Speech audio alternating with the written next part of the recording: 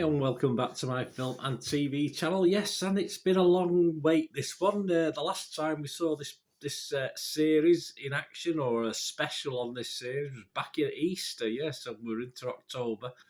And yes, we're talking all Doctor Who today, aren't we? We're talking this final episode for many people, on and off the screen, the final 2022 special of the 13th series. Yes, The Power of the Doctor, Doctor Who, The Power of the Doctor, which aired on the 23rd of October 2022. So we're going to have a quick look at that today.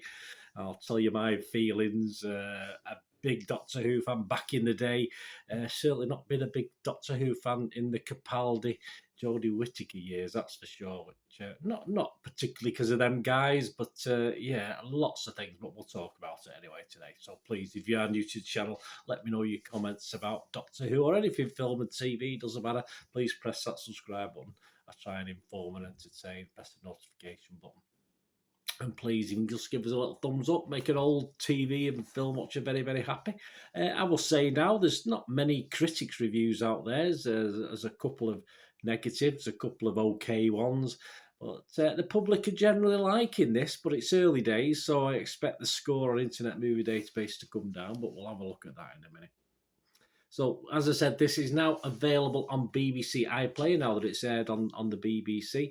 And this is out to buy on the 7th of November, so only a couple of weeks away. If you've got a Doctor Who DVD Blu-ray collection, you can buy this. It's $10.99 on DVD and $14.99. Check around just in case you can get any better than that. But be available online and in store from the 7th of November 2022.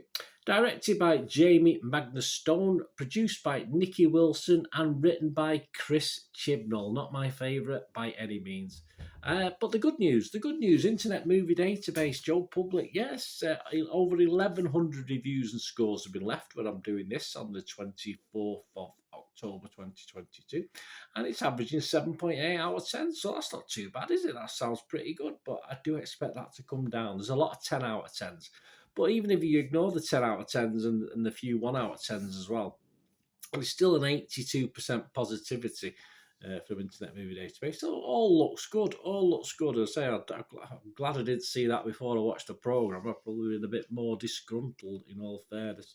What's it about? Well, here we go. To sum up, really, having faced many perilous journeys, battling some of the most feared monsters throughout space and time, it's the final instalment for the 13th Doctor, yes, played by Jodie, of course.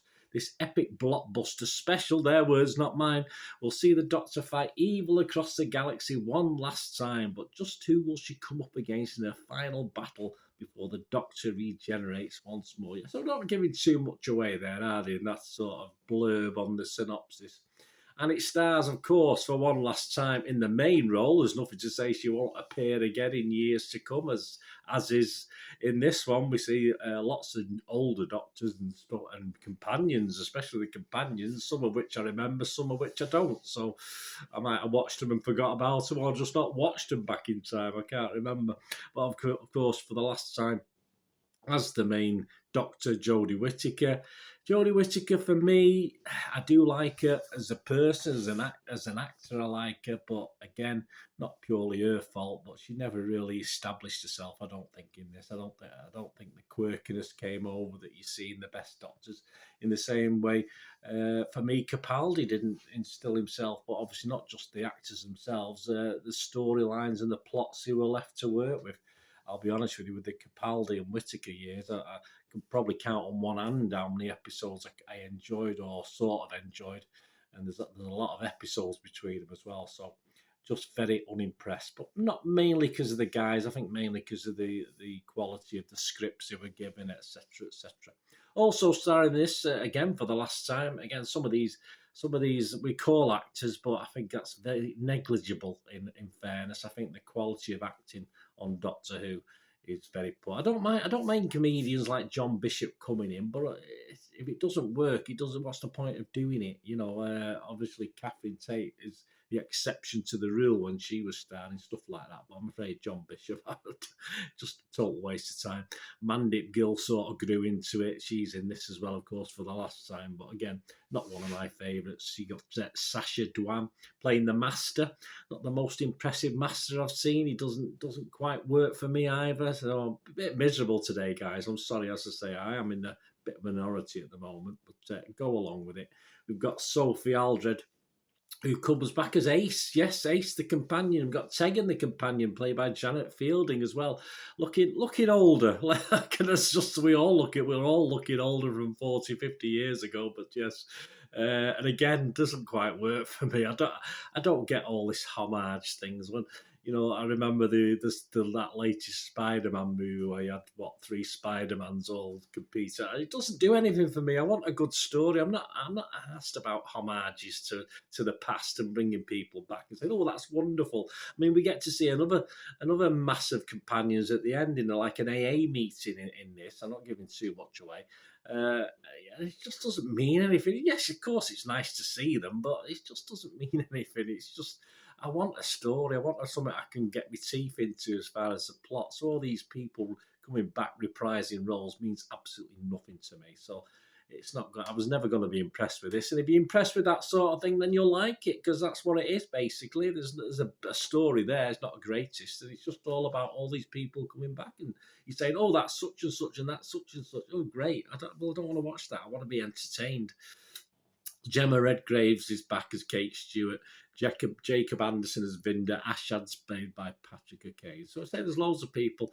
And of course, it's not only a swan song for the current Dr. Jodie Whittaker, Mandip Gill, John Bishop, of course, who got kicked into touch quite early on, which was a good thing in my opinion. And of course, Chris Chibnall, who I think has pretty much wrecked the series. The entire production team's gone. Hallelujah from me, that's all I can say.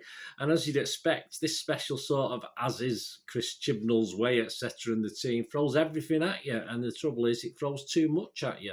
We've got returning doctors, as we've mentioned, returning companions. Of course, we've got the Master returning. We've got a new breed of Cybermen. And we've got the Daleks. Again, just because they throw them on the screen doesn't mean it's going to be entertaining.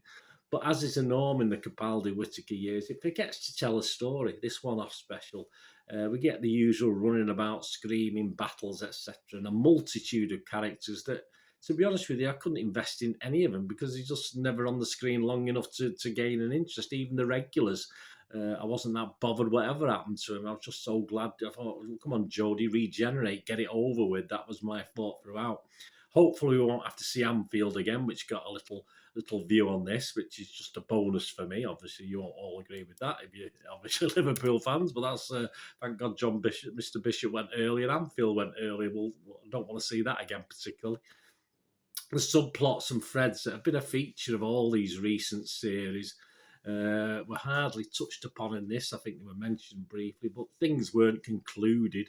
I'm just hoping they'll forget all those little subplots and threads now and just start from scratch for season 14, which is what it'll be, or the revised Doctor Who anyway. The plot's lame. It's rubbish. Not much in it. Say you got the Cybermen, the Dial. It's just the fact of having them there doesn't make it a good film. Well, it's film length, so it doesn't make it good. It just you've got to give them something interesting to watch as well. There's a young girl who's kidnapped, and it's all rubbishy and bitty. Will the arrival of the new Doctor and the new productions are more important to me is new writers who start from scratch and go back to basics. So that's what I think they have to do with Doctor Who. I'm not going to hold my breath at the moment because I don't trust the BBC to get this correct. At least the new Doctor, you probably know who that is yourself. I'm not going to say. I'm not giving too much away by saying it's a man. We've only ever had one woman. It's not going to be Jodie Whittaker again, is it? Or well, we have had other ladies who've been featured, haven't we? But all right, I'm not giving too much away. I mean, the new Doctor, if you don't know, obviously has past credibility, has quirkiness. Was a Doctor who I enjoyed watching. So yeah, he may be a safe pair of hands as long as it is him, because anything can happen, can't it? It might just be a ploy. It might just be a ploy to for this episode to say this is the new Doctor Who, and he might regenerate very quickly into someone else. Who knows? But yeah, so as ever, the 14th series is as and when it appears will stand and fall on decent storylines. and also a few actors that can act will help, because I'm afraid Doctor Who throws too many bang average or poor actors at you in these things. I'm not happy with that. But as I said, if the new Doctor is the new Doctor, then at least we've got off to an okay start. For me, though, my apologies to Jodie Whittaker, who I loved to bits as a woman, as an actor, didn't really work as Capaldi didn't work before for me either. So let's hope this regeneration gives us something fun and interesting to watch in the future. Because this is just the end of another pretty average, horrible season for me, a series for me that I didn't find overly entertaining, and this 90 minutes just dragged for the main part. As I said, I didn't get all giddy watching all these people come back into it. Didn't mean anything to me. Let me know what you think, guys. Anyway, as I say, it's just my thoughts, my opinions. A lot of people are seemingly from the scores are liking it. I just thought it was just more of the same dross that we've been served up for the last few years. And as I said, out to buy. If you want to buy it, as I say, if I was an avid Doctor Who collector, yeah, I would probably buy it anyway, because obviously that's what I do. But if you do want to buy it and own it, it's out to buy on the 7th of November, online and in store here in the UK. Check your territories wherever you are. $10.99 on DVD and $14.99 on Blu-ray. Well, there you go, guys. Let me know your thoughts. It'd be great to hear from you. So me again. Oh, it's one thing, don't I? Please stay safe, everyone. Thanks for watching. Bye for now.